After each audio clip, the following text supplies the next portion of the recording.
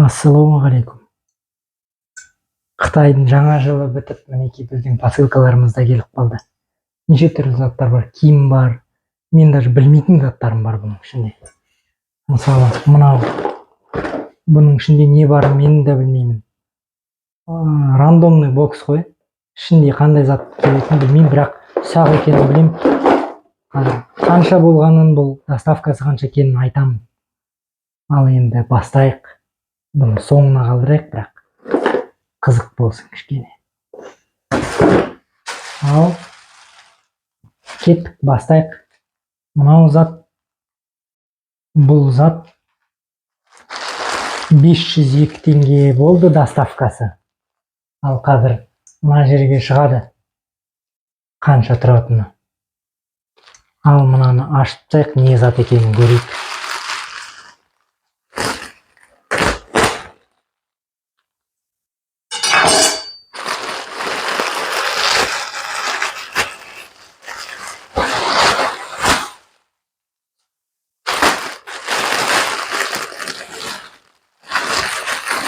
Күрте жемпір дейме қалай дейді. Мінекей М размер. Жаңағы доставкасы бұның 502 теңге болды.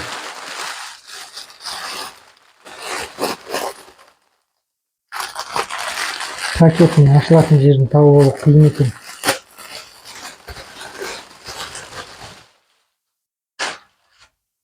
Сықырлап кетті ма?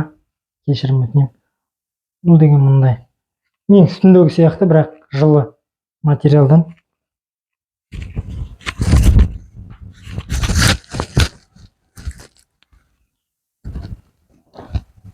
Так, түсіп қалмас үшін осындай мен кемес әрине.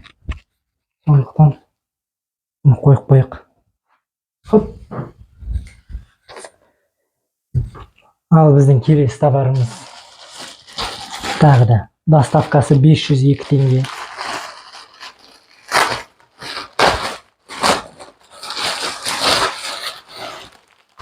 Бұл футболка.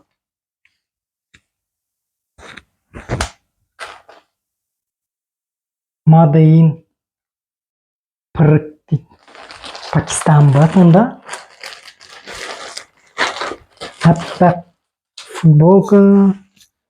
Аппақ футболка. Мәсән. Мынау L размер.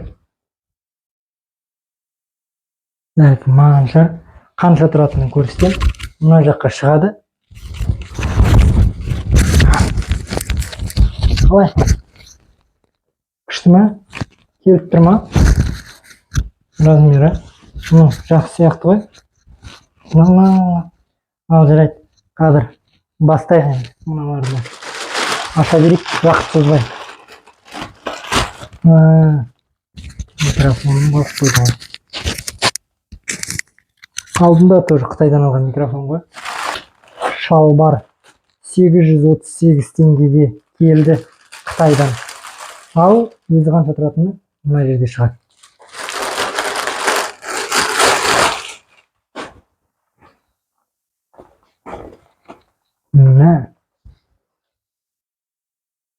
Блин, сәл үлкендеу екен. Сияқты енді білмеймін. Қазір кимей ақ қояйын енді. Келесі бұл бізде 1508 теңгеге келген Қытайдан доставкасы. Так, қанша тұратыны мына жерде әдеттегідей. Ал бастайық. Мен пішам бар екен ғой. Мәссаған. Бұл деген өте жақсы зат сияқты. Мыналардың өзі. Упаковкасы да күшті екен.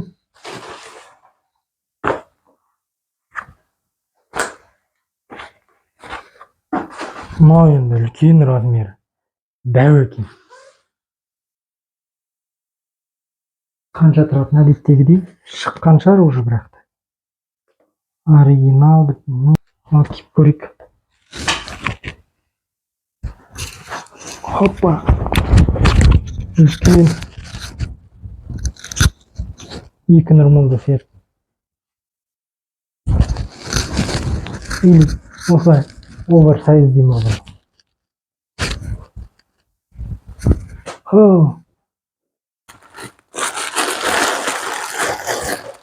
Тәпішкелер, 2 тәпішке 1000 теңге келуі және де бағасы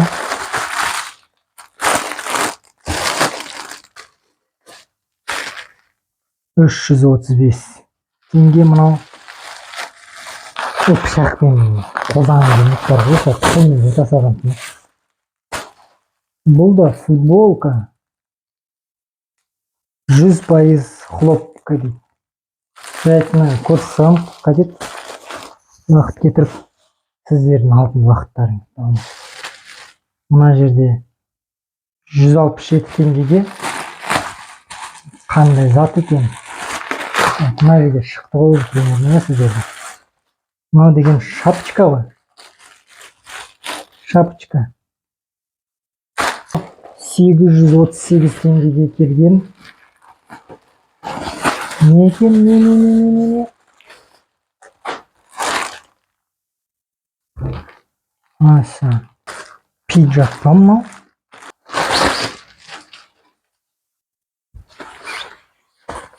Мәса. Мынау деген ветровка ғой.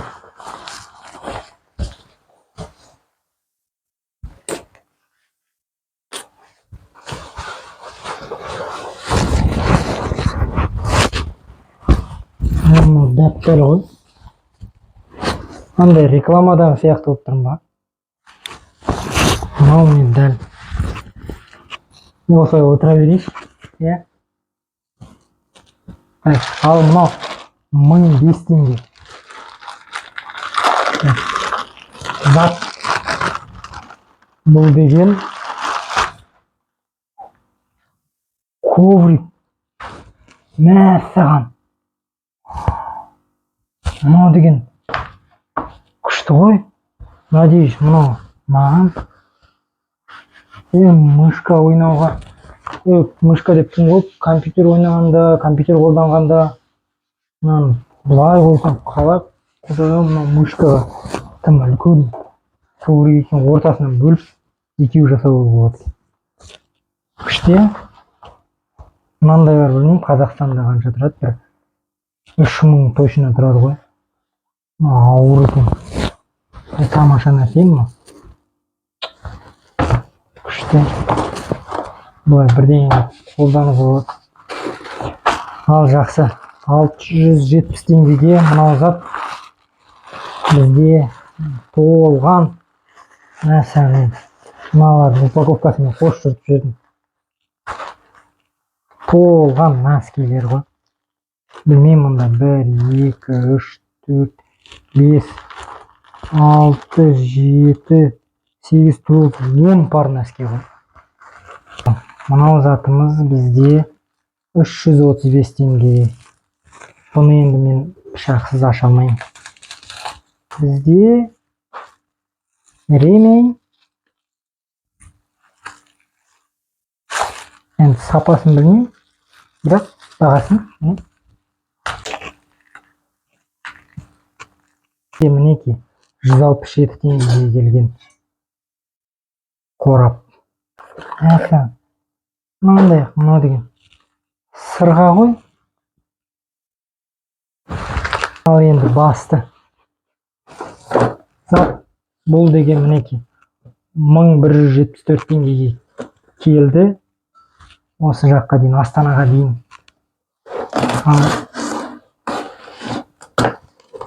Енді бұл не зат екен, маған да қызықты, мен де білмеймін не зат екені. Дұрыс ашпайсың, нетпейсің де ұрыспаңыздаршы. Не деп ойлайсыздар, мен мұнда уже көрдім. Енді маған ол керек емес. Бірақ любой адам, осы, любой дегенде көп адам бұны мен қолданған.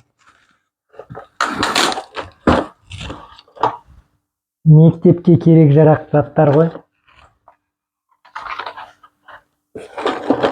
Зарядчиктар, сызғыштар, маркерлар.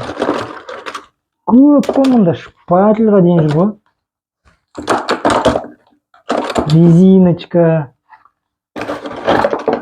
қарындаш, клей, мындай ілгіш, іліп қоюға болады бірден. Қалам, мындай тубус, человек паук.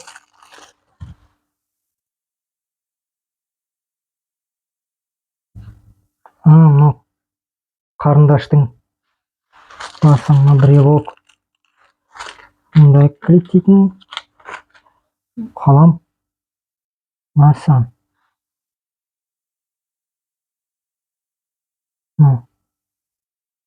Осындай қалам ғой.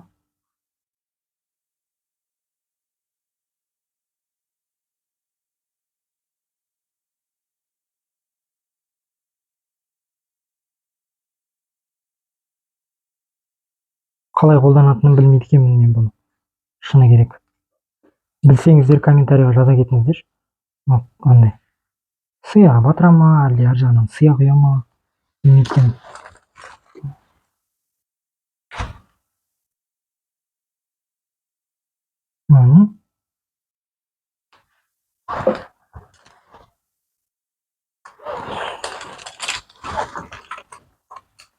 Жаңағындай қарындаштағы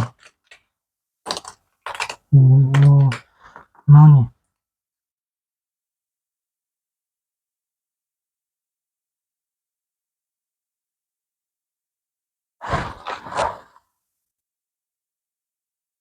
Білмеймін да не екенін. Короче, мынау осы не ма? Зая кетті ғой. Бұл өшіргіш шығар. Точно.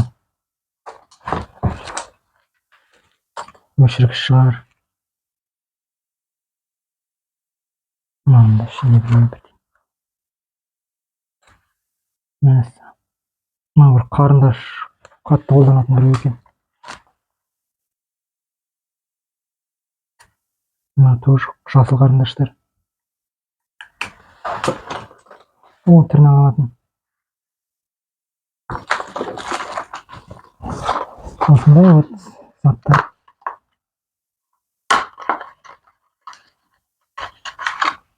Қазір бұндай ешкім қолданбайды ғой мұндай. Зарядчик.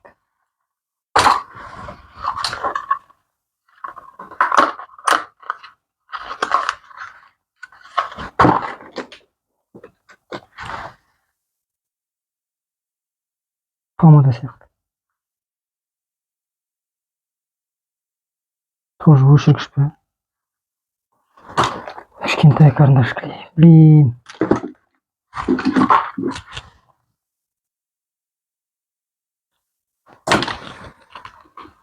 Осылай енді заттар келген. Қытайдан заказ берсеңіздер енді қарап ұстап берерсіздер. Барлық заттар енді прям суреттегідей болады деп айтпаймын. Бірақ андай отзывтарын қарасаңыздар жақсы заттар табуға болады. Ал тағы да қарап отырыңыздар, тағы басқа заттарды әлі болашақта алдыртам. Тіркеліп кетіңіздер, комментарийға ойларыңызбен бөлісіңіздер. Жақсы, сау болыңыздар.